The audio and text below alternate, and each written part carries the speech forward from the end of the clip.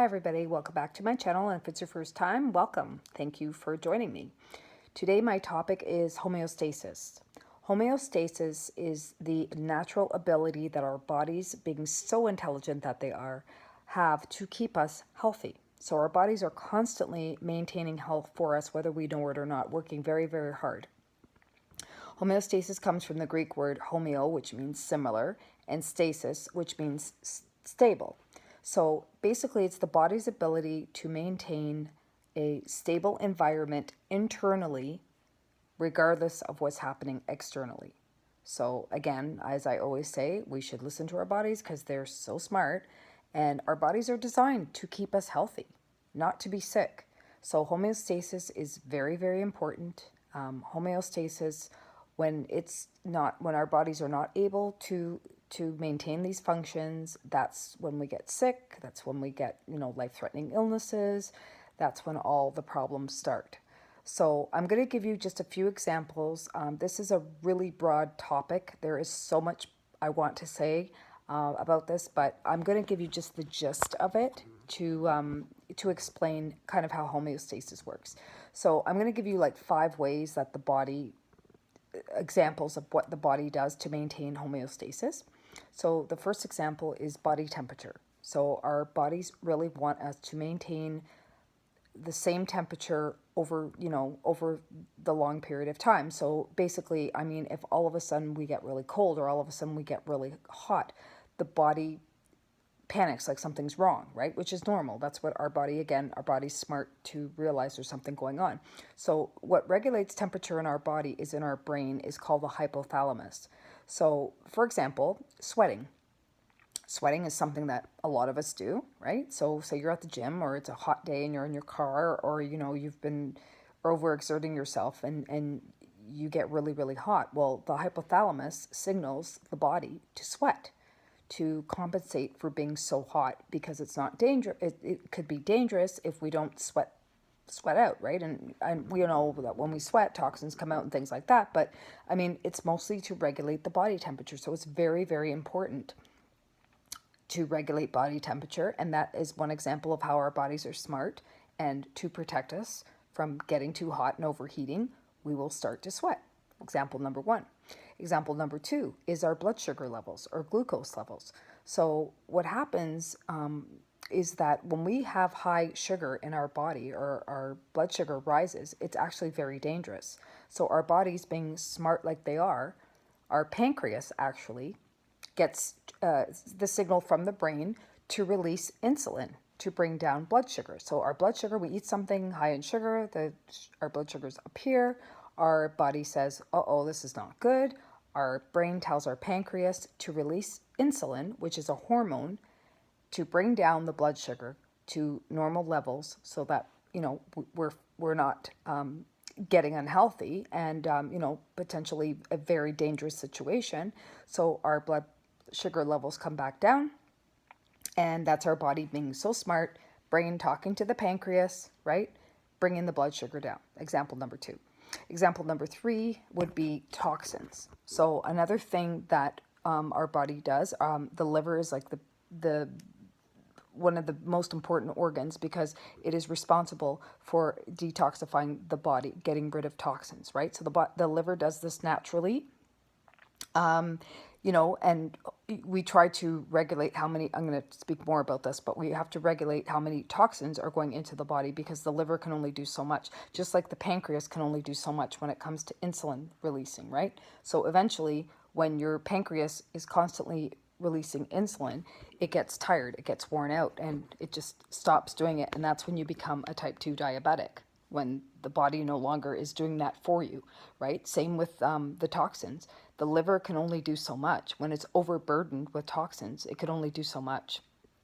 And then, but that's homeostasis, is the liver, detoxifying the toxins. And there are so many toxins. They say we're exposed to about 80,000 toxins a day.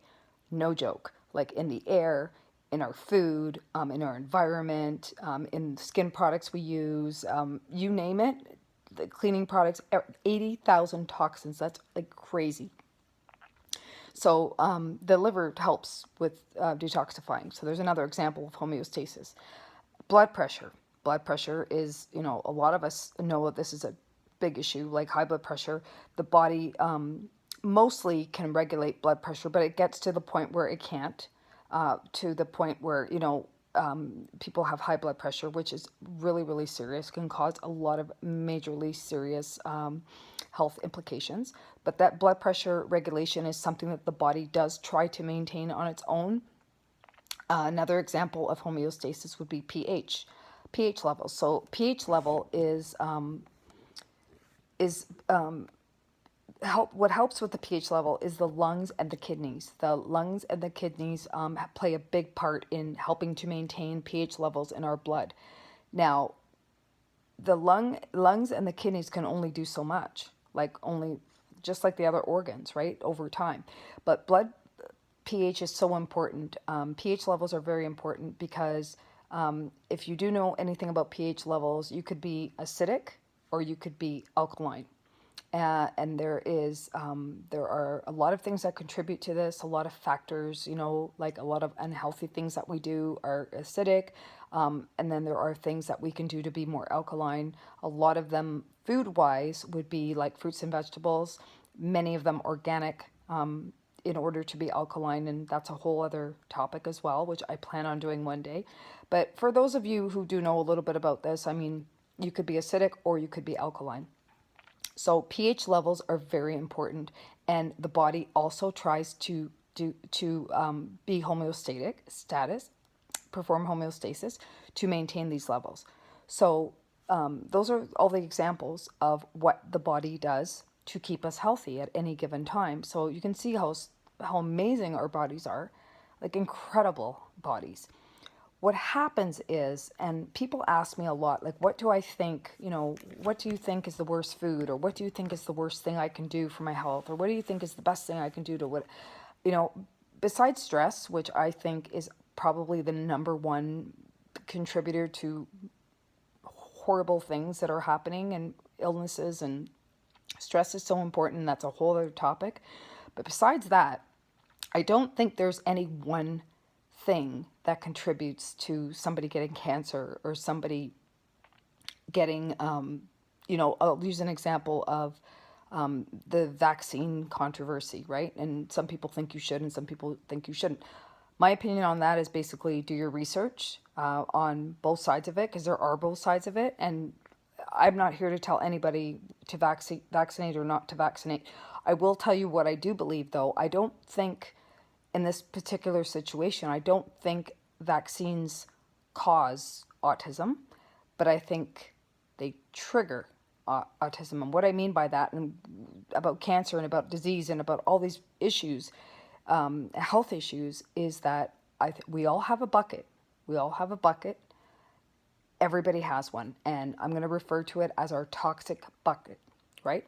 We all have our bucket. So again, if you're looking at homeostasis, our body is responsible for keeping us healthy, and our organs are all working to do all these beautiful things for us, but they all have their limits, just like our bucket has its limits. So if we are putting toxins in our body or not watching our blood sugar, and pH levels are acidic, and our blood pressure is bad, and and it could be any one of these things, or it could be all of these things. It could be any of these things, but it affects our cells, right? So it affects homeostasis.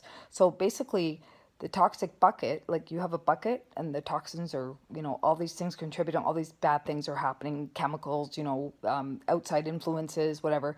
All these things are happening time after time again, all these unhealthy things happening to our body. That bucket is going to get overflowed, right?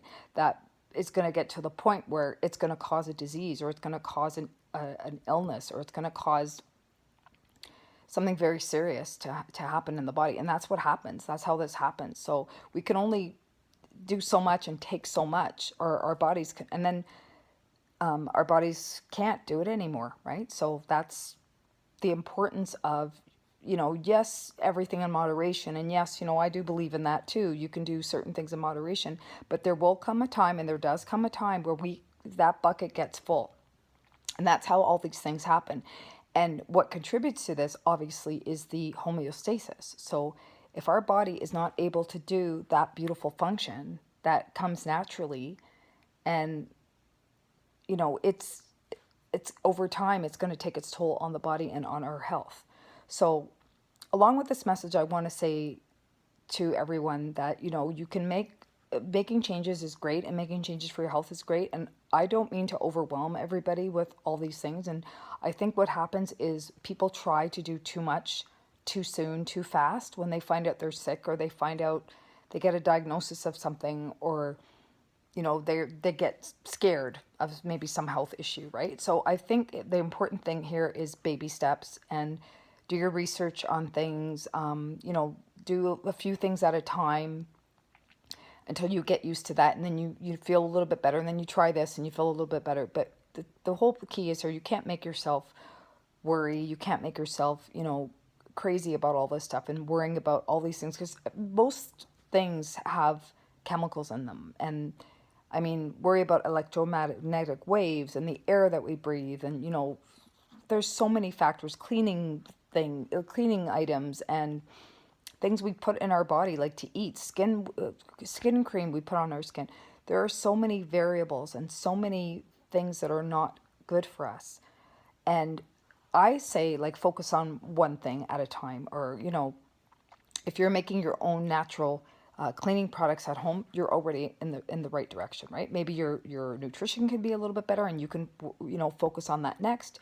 Or maybe you using products, only healthy, natural skin products that you're putting on your face, that you're, you know, paying a little bit more for.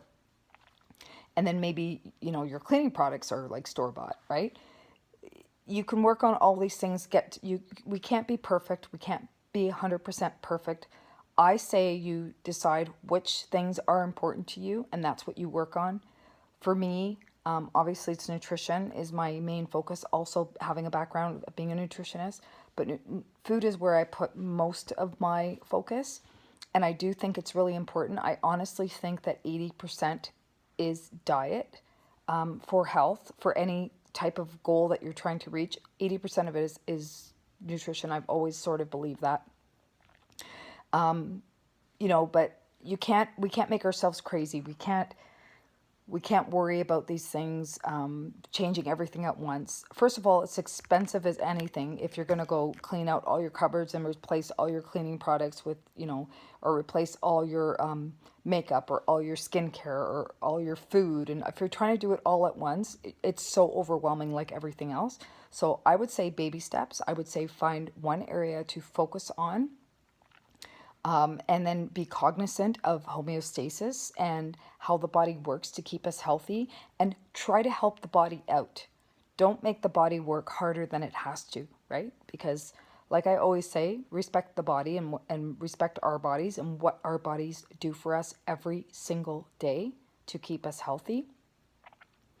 And I hope that this was a little informative for you.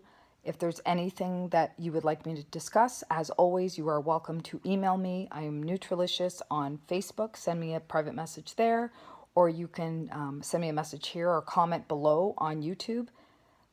I'm very happy to take any suggestions. And on Instagram, I am lexi.velvet on Instagram. You can DM me there. Any topics you would like to discuss, any questions that you have, I'm more than willing to respond to. So I hope this was helpful. Be well. If you like this video, please subscribe. Hit the subscribe button here, because I will be updating videos in the future, and I'm not always going to be announcing when I've put down a new video. So if you don't want to miss anything, subscribe. And, you know, I hope you enjoyed this video. Be well. I will talk to you soon.